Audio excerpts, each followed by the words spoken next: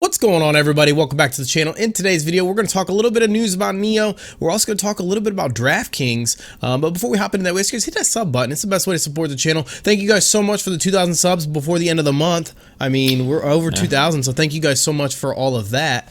Also, link in the description for the Patreon if you guys want to hop into our private Discord over there, get you access to our portfolio and the portfolio that we're going to be starting here in April. But yeah, without further ado, let's give some razzle dazzle and hop into it. So first, let's start off with NIO. We'll give you a little update right now just because it's midday. NIO is barely hanging on, man. It's barely hanging on. It's only up 0.3%. Like, she's about to go negative for the day. Not good at all. Yeah, I kind of expected it to be a negative day just because of how high it went up yesterday. But, I mean, if it does hang on and finish positive, I'll be happy. Right. But it kind of sucks because Lee, Xpeng, Tesla are all up by like multiple percents, and yet they're all NIO's up like just 5%. Right. And NIO's sitting here chilling.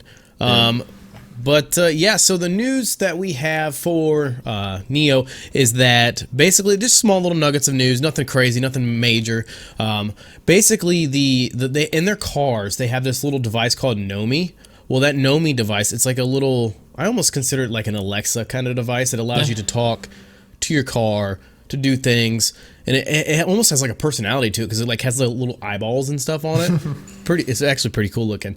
But basically, that NOMI device won an award from the Business Intelligence Group for its Artificial Intelligence Excellence Award this year. So that's pretty impressive for NIO to pull something out like that.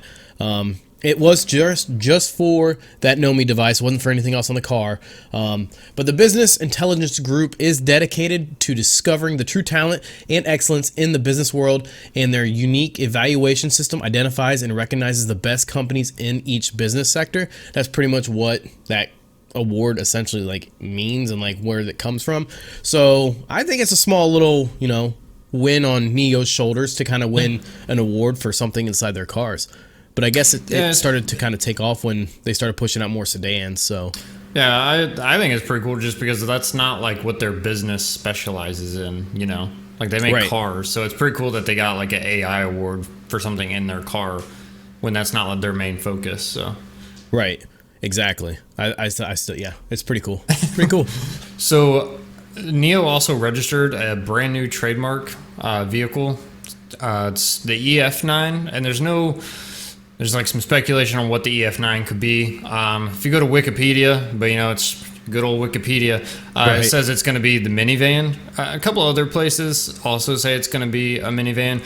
But so NIO's products are named by the prefix and a number. So like the ES6, the ES8, ET7, EC6, and EP9. So ES is for the SUVs, EC is for personalized SUVs, ET is for sedans, EP is for the supercar, and the number just represents the class. So the higher up the number, the more expensive, the more luxurious, I guess you could say.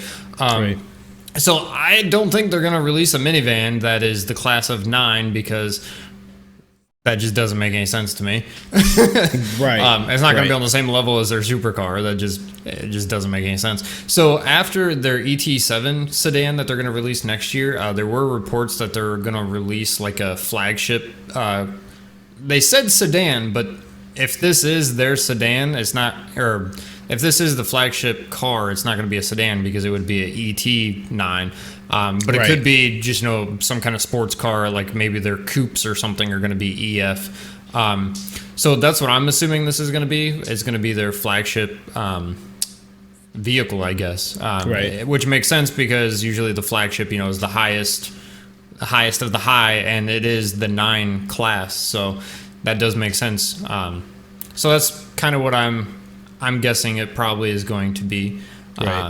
But I mean, even EF9 just sounds expensive. Just saying that sounds expensive. Maybe EF stands for extremely fast. Who knows? I just thought of that while I was sitting here looking at it. But it just sounds expensive. I can't imagine it's going to be a minivan. But who knows? It's just a trademark. It's just multiple reports of people. People's speculation and good old Wikipedia. That's about as good as. Yeah, Yeah. it's not very trustworthy, but it's there. It's there. But yeah, that's pretty much all the little just information as of right now that we have on NIO. We do have more NIO information coming out later tonight in tonight's video. So if you guys are interested in that, hit that sub button and stick around for that. But let's go ahead and hop over to Draftkings, because Draftkings is making a little bit of noise now. They officially signed with the WWE. And if you guys don't know who the WWE is, it's World Wrestling Entertainment, basically wrestling, scripted wrestling. Some people say it's not, but yeah, no, that's an argument for not this video. But yeah, you know, I grew up as a fan of WWE, so I'm excited for this because I also am in DraftKings, so I think this is pretty cool. Yeah. You know, basically it gives DraftKings the right to WWE's media assets and brand placement at their WWE pay-per-view events, which are like their big shows. You know, obviously they have one weekly, but their the pay-per-view shows are their big ones. So I think this is going to be similar to the UFC contract that they just signed earlier this month. They signed one with the UFC for $100 million. So, you know, however much this one's worth, it could be upwards of that, you know, because they're just as big as the UFC, if not bigger. Then all these deals is, you know, it's obviously good because then, you know, eventually they could just sign deals with pretty much every sports, and you know, they could be the big face of gambling for any sport. So you know, they push all the other guys to the side, and DraftKings is going to be number one, which they already are number one, but they're just going to get bigger. And you know, as we said, more states legalize this, it's going to be huge. Right. I agree on that. So basically, so what does this have to do with DraftKings and WWE, you may ask? So the WWE event, basically, they're going to allow their fans and DraftKings customers to both be able to participate in various integrated free-to-play contests, because you can't really make a betting thing on something that's scripted. So, like, it'll be interesting to see how those work out, because, like, you know, clearly it's a storyline. Clearly they have winners, they have losers. You can't just be like, oh, I put $100 on Stone Cold Steve Austin knowing he's going to win. You know, you can't do that. Yeah, so it's going to be a little interesting to see how they do this. I agree as well. The first event is taking place at WrestleMania, which is here in April 10th in Tampa Bay. Really WrestleMania is huge. That's like massive. Yep, it's their flagship. It's the big shebang. It's the Super Bowl of WWE events. Yep. So it'll be interesting to see, you know, how they handle this and how it plays out. But I think that's big. That's a big play for DraftKings. Massive play. Just another thing that they have under their bus, and you know, it'll be interesting to see what they do with it from here. It's DraftKings right now is up just over 0.75%. So, you know, obviously this news came out, you know, a day or so ago. So, but yeah, so that's just, I think it's pretty big news on DraftKings, and I bought back into it. Honestly, I sold out of DraftKings right before the sell-off in March, or, you know, obviously February, you know, it sold off, and then I bought back in. So ready to see this thing run to the moon. But yeah, so that's pretty much going to wrap up this video. If you guys like this kind of content, hit that like, share, notification about all that good stuff. Again, thank you guys so much for the 2,000 support, 2,000 subs for the month. Thank you again for that. Also, link in the description for the Patreon, and also there's we got links in the comment section below if you guys are interested in the YouTube subscription service that's there as well. All of that is down below. And again, thank you guys so much for the support, and we'll see you in tonight's video.